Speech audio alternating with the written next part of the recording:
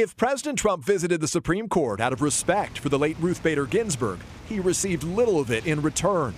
A chorus of boos from the crowd below, some chanting "respect her wish" and "vote him out." With the election just 40 days away, President Trump, trailing Joe Biden in most polls, is bulldozing one of the fundamental principles of American democracy, refusing to commit to the peaceful transfer of power. Will you commit to making sure that there is a peaceful transferal of power after the election? Well, we're going to have to see what happens. You know that I've been complaining very strongly about the ballots, and the ballots are a disaster. The president amplifying his crusade to cast doubt on the election's integrity, ramping up his claims that an expected surge in mail-in voting will lead to widespread fraud, though there's no evidence that's true. Tonight, with the White House insisting the president would accept the results of a free and fair election, President Trump suggested the vote may be tainted. Are the election results only legitimate if you win? So we have to be very careful with the ballots. The ballots, that's a whole big scam. Democrats comparing the president to a dictator. You are not in Russia, Mr. President. And by the way, you are not in Saudi Arabia. You are in the United States of America. It is a democracy. A small group of Republicans also disapproving, but few, if any, condemning President Trump by name. Senate Majority Leader Mitch McConnell tweeting, "There will be an orderly transition, just as there has been every 4 years since 1792.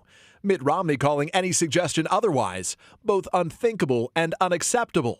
There have been contentious elections before, but the loser has always accepted defeat. For the sake of our unity as a people and the strength of our democracy, I offer my concession."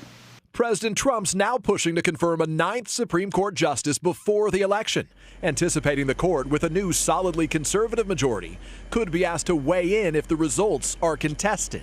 His ally, Lindsey Graham. But the courts will hear all of our complaints. The courts will decide, and we will accept the court's decision, Republican and Democrat. I promise you, as a Republican, if the Supreme Court rules in favor of Joe Biden, I will accept that result. Biden firing back at the president overnight. I said, what country are we in? Look, he says the most irrational things. And tonight, with millions of Americans losing their health insurance in the pandemic, President Trump signed what's largely a symbolic executive order making it U.S. government policy that people with pre-existing conditions should be protected.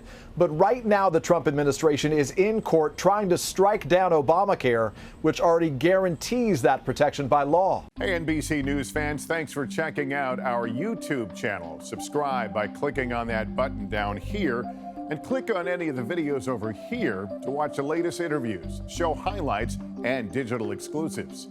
Thanks for watching.